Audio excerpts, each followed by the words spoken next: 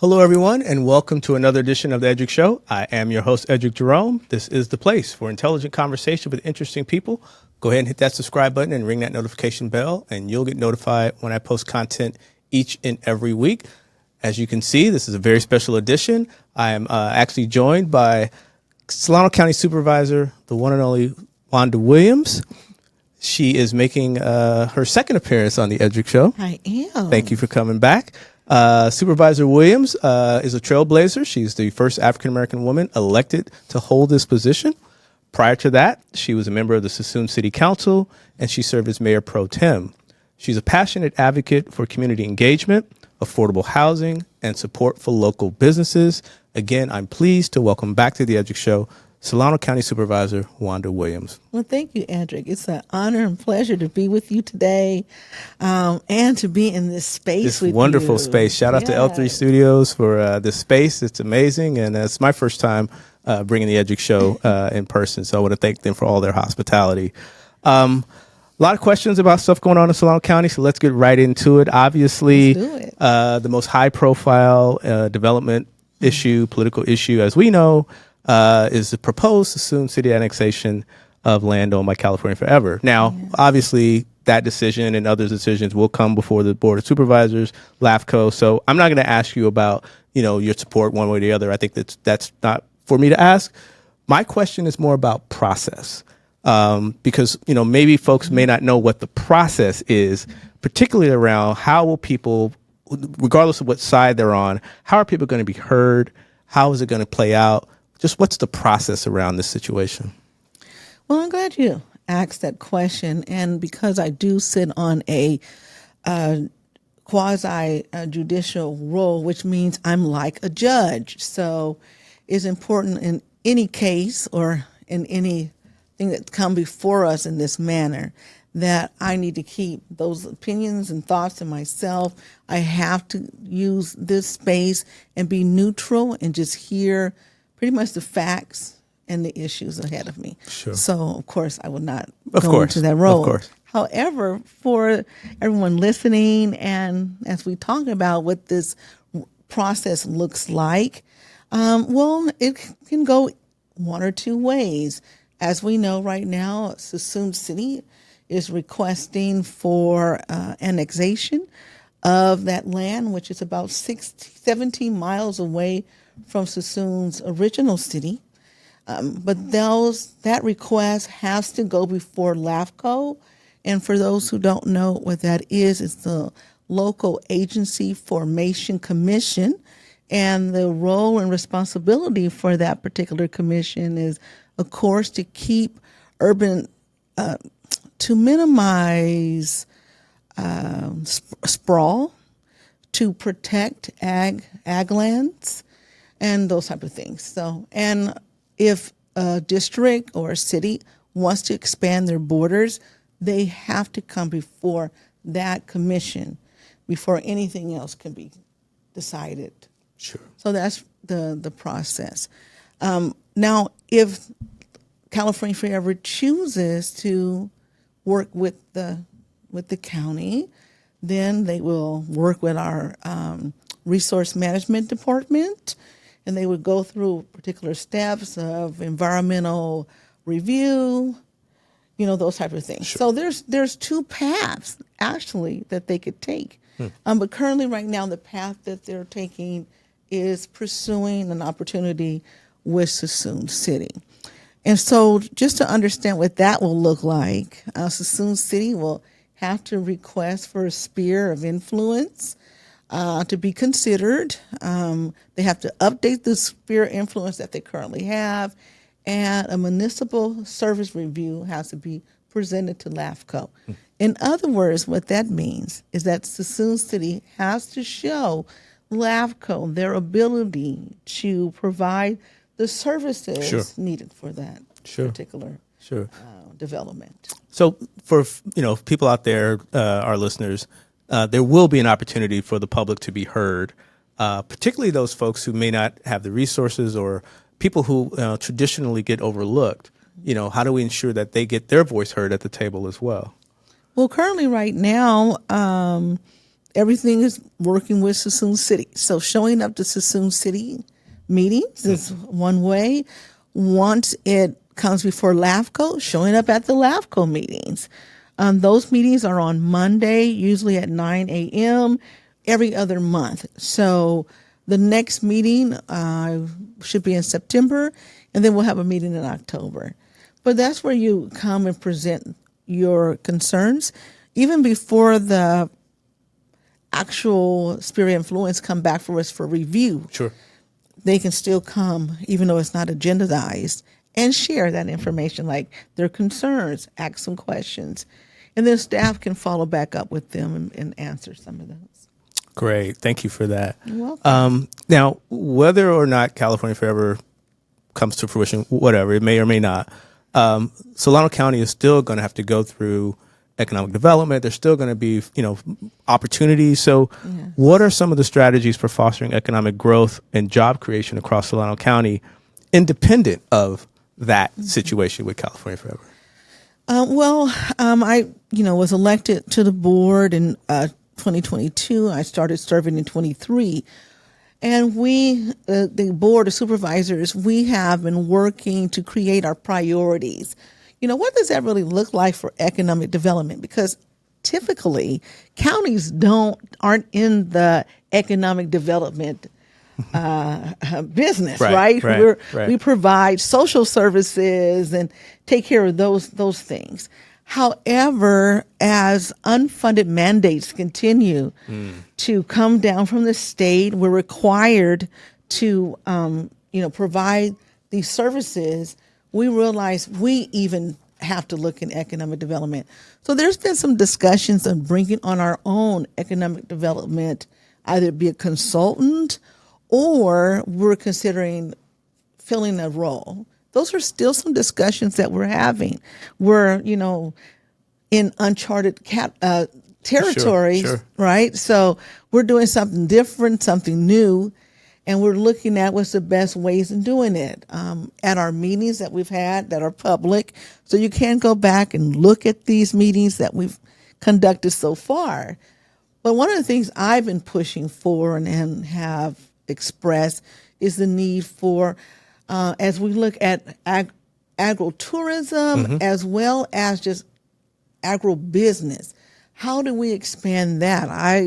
I see us being an ag mecca where we have ag robotics being developed here, different sciences in agriculture. And even though we have UC Davis real close by, that doesn't mean those type of industries can't come into Solano County. Sure. And then when we're talking about ag tourism, as you know, I am honored to represent Suisun Valley. So that's where, we're really looking at Suisun Valley to lead the charge on economic development through the strategic plan. So that's just kind of where we're looking at things when it comes to economic development. I had a question up ahead, but I'm going to ask it now about Suisun Valley because it was just recently named the #1 wine region in the United States. So with that comes obviously attention and people coming in. So what are some of the ways to protect the ag business? Because, obviously there's grapes and things like that have to be grown. And I know, agriculture is very important to you. Yes. What are some of the ways to protect those regions to make sure that they're still going to be viable and that people can come and enjoy all of the great wine in this region? Well, I'm glad you asked that question because actually Suisun Valley is quite unique. It has its own strategic plan that was created in 2011. So there are parameters already in place in order for this ag tourism to grow and blossom in Suisun Valley. So the county, we are following that. But one of the things I have been pressing upon the county for us to start thinking about it, consider is taking it from being just a strategic plan where it talks about, how many wineries that we believe would be able to prosper and do well in that region. looking at the best ways to mitigate traffic out there. But I think at this point in time, we need a specific plan, a plan that really lays out exactly what's the maximum amount of wineries can be there. How many boutique hotels or mid-sized hotels can be there so that it does not interfere with the beauty of Suisun Valley. What's so unique about it is still have that rustic feel. So you out there, you're enjoying wines, but still there's this peace and calmness about the valley. And I like to see that preserved as we move forward and continue to look at that economic growth that's taking place there. And being number one means we're on the map. You're on the map. Right. We're on the map. And so we can anticipate more visitors, which is great. It does a couple of things. It not only helps the Suisun Valley, but the neighboring cities, Suisun City, Fairfield. They'll get the residuals of people coming. People will go into Fairfield and maybe get a room there if they don't want to stay in the valley itself. So visit different restaurants. Hey, we got Budweiser tours and Jelly Belly. So, exactly. Yeah, so it's a win-win, I feel, for everyone. That's a great point you make about working together as municipalities, because coming from being the city council member for Suisun City to now you're a county supervisor, what are some of the ways that you are, working with other cities, municipalities, organizations? Because, things just don't happen in a vacuum in Solano County. It affects a lot of different areas. So how are the cities, how are you communicating? How are you guys working together with Fairfield and Vacaville and all these other cities? Well, each supervisor have their own cities that are assigned. I call it assignment. Sure. But that they've been elected to represent and advocate for. And so we're kind of in that regard and sometimes siloed, focusing in on the districts that we serve. But then collectively on the board, we do talk about what's going on in other cities.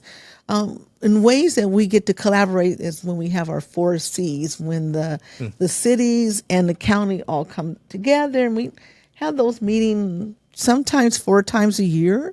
And then we have that opportunity to have that collaboration and really talk about, okay, what are our next strategies? At our last 4 Cs, we invited all the cities to be a part of the general plan process. Unfortunately, right now we're waiting to see if the city managers will agree to be at the table with us. But we're saying, we have this big table. We're giving each city an opportunity to bring their chair and sit there. Sure. I take that from Shirley Chisholm. I love her. She one of my sheroes. You don't have a seat at the table, bring your own chair. There you go. But we're saying, look, we want you to bring your chair. Yeah. You don't have to force it. Just come on in. I have opportunities where I get to convene with Suisun City, Fairfield, and have those conversations about what they're looking at. It's right now people talking about shipbuilding. Right. That's a hot topic right now in Solano County. And what that really looks like, how do all the cities benefit from shipbuilding? Yes, it'll, they're looking at Collinsville, but then we have Mare Island. So, and my thought process in this is, how does this help all of us? And how do we all grow together? And that we all benefit from this opportunity, if that even happens. Another area I know that you really care a lot about is healthcare. And particularly, Solano County's older population is projected to grow significantly over the next few years, which is going to increase demands on healthcare services, both private and public sector. There are a lot of different ways to get healthcare in Solano County, private, and so forth. So how is the county working on healthcare? Are there initiatives? Are there things that the county is doing at that level to anticipate, particularly with some of the changes that are coming in January in the healthcare landscape around subsidies and cuts to, possibly cuts to, Medi-Cal, things like that. How's the county preparing to meet some of these challenges, which we're going to face pretty quickly? Well, actually, I'm glad you asked that because actually we're going to have a report on, I think that's the 26th, 28th, this upcoming Tuesday, and we're going to go over HR1 and just really see its impacts on the county. I can say we're going to see a lot of impacts coming before us. But once we've had an opportunity to review what those are, we'll be able to have more discussions on how to prepare. We wanted to prepare, but you can't prepare for something you don't know is happening. Right. Now we'll have an opportunity to do that with our Health and Social Services Director, Emery Cohen, and her team. And so we can start now building out what that's going to look like for 2026 when we know when the cuts are going to start. 26, 27 is when we're going to see the most hits to our Health and Social Services Department, which will impact our maturing population. Yes. But right now it's kind of up in the air. We're still trying to see what we need to do so that we can provide them with the best care possible. We do have the Napa Solano area on aging, so I know they're going to take a strong lead on this, and so the ask will be, can they come back, give us some updates now that we've received the HR1 update, that we can anticipate what's going to happen going forward coming from our new administration. And it's important that people get the information, that they have access to the information, can process the information, and at times, need people to actually walk them through the information. So I'm glad the county is taking a proactive approach because I don't know if people are ready for what's going to happen.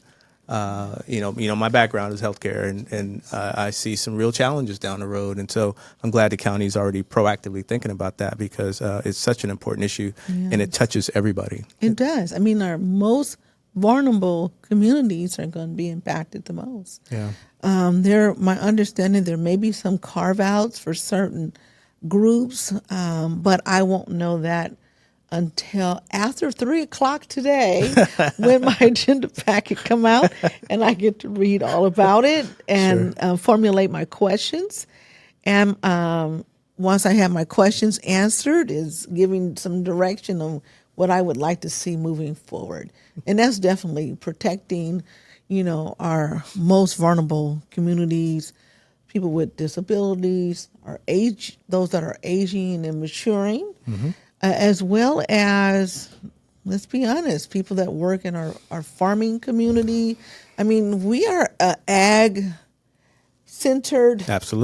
community with the benefits of having Travis Air Force Base, right, that provide jobs, over $1 billion in economic flow into our economy. I mean, we're blessed, honestly, to be in this situation where we have a little bit of everything, but because we do have that, we have to be mindful for all our communities. And Travis also has David Grant Hospital. I mean, they also have a very large hospital there as well. So you're absolutely right. There's so many ways that Travis touches on all of Solano County. Yes. And I don't want to keep you too long. I have a ton of questions, but I want to be mindful of your time. I know you're very busy. I want to ask you this question on a more personal note. Okay. You were obviously elected as Suisun City Council member, and then you became a county supervisor. Sitting here today, what are some of the things that surprised you about being a county supervisor? Some of the things that maybe you didn't expect, and then what are some of the things that you really gravitated to and go, this is where I know I can be effective and make change? Oh, well, thanks for asking that question. Well, what I've learned is that I get to influence some of the thought process in the cities. I don't get to tell them what to do, right? It's really, truly about building partnerships with both of the cities, because I have the city of Fairfield and I have the city of Suisun. So just forging partnerships with them as well as the base. What I've learned in this space is that I really get to help so many people, and that I have to be mindful of not just my district, but every district, and really understand maybe on a more of a high level of the needs that they have, so that when issues come before us, I can make informed decisions. I'm not just guessing. I take time to study and educate myself and really understand what the issues are. So that's something that was important to me. But most importantly, I decided to be county supervisor because I really wanted to help everyone. And with health and social services, you can help everyone. I'm working on some other initiatives. Sure. And Sure. right now, for the last 2 years, I've been focused on Black maternal and infant health. But my next thing I really want to focus in on is asthma. We have a high asthma rate, and we don't have an asthma clinic. So we do depend on North Bay and Kaiser and Southern Right. to help our residents. But I have asthma. I didn't have asthma until I moved to Solano County. As some might not know, I grew up in Richmond, El Cerrito, and never had asthma a day in my life until I moved here. And so I do understand, especially as we continue to grow with manufacturing, as we're the hub. Right. And I have to think about, as we grow in this space, and economics is going to bring great jobs, people good paying wages, but I have to also remember, okay, what are the environmental impacts with multiple trucks? Luckily, we can see how soon they can transition to being electric. Sure. But then I have to take into account battery storage, Right. and how Right. that impacts the community. Where do we put battery storage? And that's something that we'll be continuing to have discussion. We put a moratorium in place, but there's certain legislation that allows them to override what we've put in place on the county level to give us time to identify the best locations where battery storage is. So even as we move forward with technology and advancement on a county level, we still have to look out for everyone. Exactly. No, and so my I hope last I answered you your did. question. You did. Okay. My last question to you is this: when I had you on the first time, we were very prescriptive about protecting your time, meaning having balance. I think, for my opinion, for politicians, elected officials, it's really important that you have some balance. That it's not all encompassing, because you still need time with family. You still need time to decompress. You still need time to just be Wanda Williams, not necessarily Wanda Williams County Supervisor. So Yes. Since I asked you that question a couple of years ago to now, have you been able to find that balance, and are you able to make sure that you are getting the recuperation and recharging that you need, not only for the Solano County, but for your family as well? So Sundays are my family days. It's like, don't book me for anything. I'm not coming. And it's something, it's what I promise my family, that Sundays for them. Now, occasionally, if I take some of these, because I've talked to my family first, are you okay with me going to this? Sure. And they're like, yeah. Since I've been elected, my husband and I, we actually took a 10-day vacation. We went to Alaska. And Beautiful photos, by the way. I saw. Yeah. it was, oh my gosh. If you haven't been to Alaska, listen, put it on your bucket list. It's gorgeous. Oh my God. It just allowed me to remember how important it is to continue to reconnect with my husband and spend that quality time, laughing, giggling. And then when I didn't want to be bothered, I'm like, okay, I'm going to go walk around the ship. Not like I want to be not bothered, just in case if he's listening. Exactly. But no, it's just finding that time and that space, get an opportunity to call my siblings and talk with them. So I'm making an effort to make sure that I can show up to events that they're hosting, and I'm saying no. Yeah.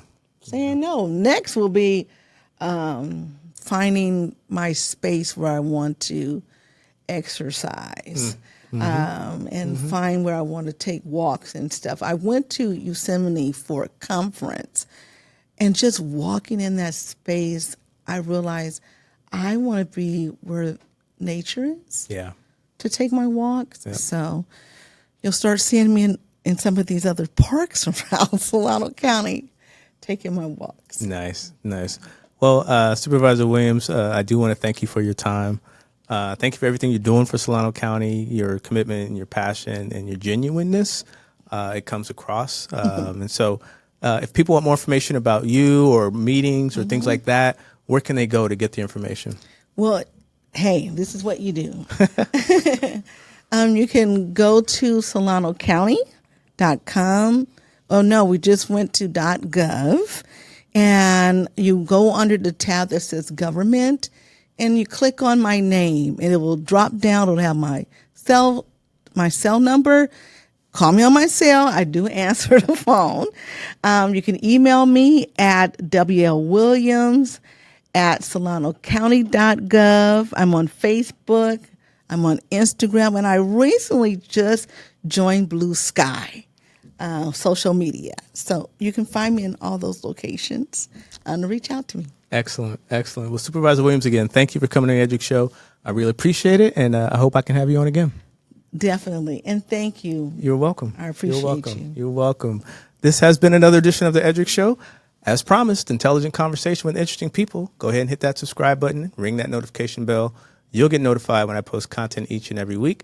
I want to thank you. I want to thank L3 Media, and we will catch you on the next episode.